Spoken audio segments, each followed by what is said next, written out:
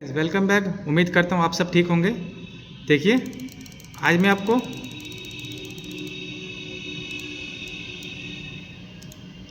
आपको लॉजिक बताता हूँ।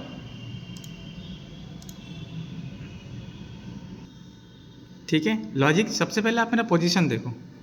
ये मैं जो है आपको ये ऑर्डर दिखाता हूँ।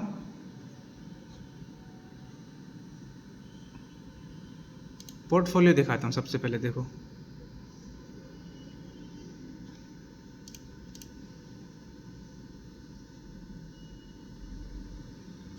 पोजीशन, ये रहा पोजीशन। ये देखो कंपनी MRPL, ये कंपनी है। इसको मैंने लगा रखा था, इसमें प्रॉफिट चल रहा था, बट ये कॉस्ट टू कॉस्ट इसको एग्जिट करना पड़ा, क्योंकि मैंने ऐसा लगा रखा था कॉस्ट टू कॉस्ट, तो कॉस्ट टू कॉस्ट ये कट हो चुका है। ये कंपनी है MRPL, इसका मैं लॉजिक आपको समझाता हूँ। ये कंपनी है तेजस नेट। ठीक है, इसमें मैंने लॉस बुक किया एक, ये मेरा लॉस रहा और ये मेरा प्रॉफिट रहा। रिस्क रिवार्ड देखो 1:3 से भी ज़्यादा। ठीक है, रिस्क रिवार्ड, ये मेरा रिस्क है, ये मेरा रिवार्ड है किसी एक पर्टिकुलर इंडेक्स में। ठीक है, तो ये रिस्क रिवार्ड इस तरीके से आपको भी फॉलो करना है। रिस्क रिवार्ड जब तक आप फॉलो नहीं करेंगे, आपका कोई भी ट्रेड जो है लॉजिकल नहीं होगा, आप प्रॉफिटेबल नहीं बन पाएंगे कभी भी। अब देखो मैं आपको लॉजिक समझाता हूँ, ट्रेड का लॉजिक मैं आपको समझाता हूँ। ये 15 मिनट का टाइम फ्रेम है, ये ऊपर गया। ठीक है, एक इसने पुल बैक लिया, पुल बैक लेने के बाद इसने क्या किया, यहाँ पे सपोर्ट बनाया। ठीक है, मैं इसको थोड़ा सा डार्क कर देता हूँ। इसने क्या किया, यहाँ पे एक सपोर्ट बनाया, ये देखो। सपोर्ट बनाने के बाद देखो एक 15 मिनट कैंडल फिर से जो है अप ट्रेंड में जाने को तैयार हो गया। ठीक है, अब ट्रेंड में जाने को तैयार हो गया। इसका क्या मतलब होता है कि ये जो इसने जो रेजिस्टेंस जो बना रखा था, इस रेजिस्टेंस को इसने ब्रेक कर दिया है। ठीक है, और मेरी जो एंट्री थी बिल्कुल यहाँ पे थी एंट्री।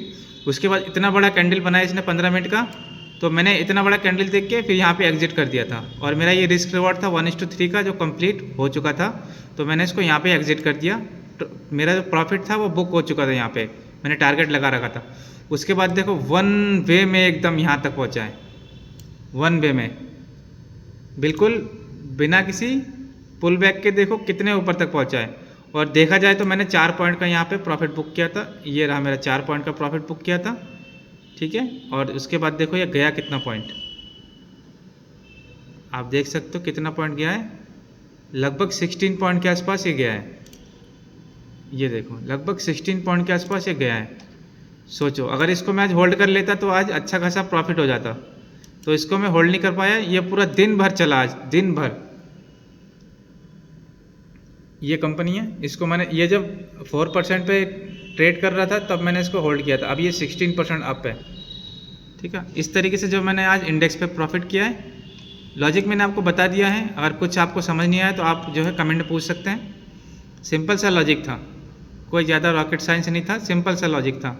और इसको मैंने बुक यहाँ पे जो बुक किया ना, बुक करने का रीज़न था यहाँ पे, ये देखो यहाँ पे जो भी रेजिस्टेंस एरिया है, तो मुझे लगा हो सकता है कि यहाँ से फिर से एक रेजिस्टेंट पुल बैक ले ले, बट इसने इसको ही ब्रेक किया और ये सीधे अप ट्रेंड में जाता रहा।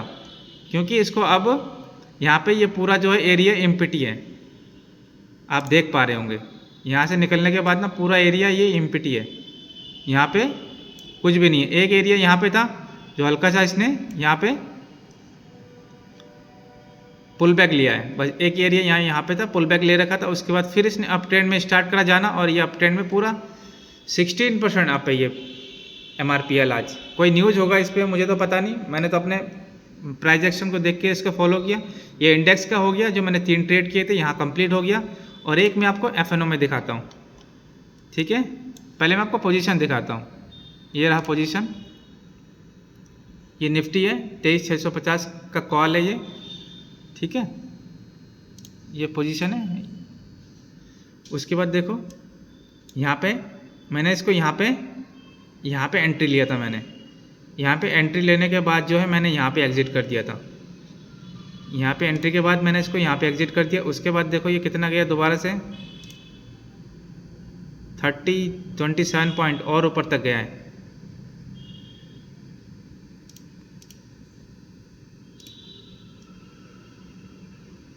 सॉरी, ये जो है 20 पॉइंट और ऊपर तक गया है ये। जहाँ से मैंने अपना प्रॉफिट बुक किया था 1:2 का, उसके बाद ये 20 पॉइंट तक और ऊपर तक गया है। ठीक है, तो ये आज का ट्रेड था मेरा। अगर आपको कोई लॉजिक समझ नहीं आया, ये इसका लॉजिक सिंपल सा है। इसने ब्रेकआउट किया, ब्रेकआउट के बाद मैंने एंट्री लिया, नीचे सपोर्ट बनाया इसने, और इसने ब्रेकआउट किया, ब्रेकआउट के बाद मैंने एंट्री लिया, और ये EMI से अप ट्रेंड में था, EMI से अप ट्रेंड में था। और इसका निफ्टी चार्ट देखोगे तो और डिटेल में आपको समझ आएगा। ये मैंने बाद में वीडियो रिकॉर्ड किया, जब मैं काम कर रहा था तो उस वक्त जो है निफ्टी का चार्ट ही मेरे पास था, तो उसके में उस वक्त मैं आपको जो है और अच्छे से समझा पाता। ये निफ्टी का चार्ट था, मैंने ये वाला टाइम फ्रेम था, इस वाले के आसपास मैंने जो 11:11 पे मैंने इसको सेल किया हुआ है। तो जो ये जो जोन है 11:11, ये लगभग इस वाले कैंडल में मैंने एंट्री लिया था। ये इस वाले कैंडल में मैंने एंट्री लिया था 15 मिनट के कैंडल को देख के।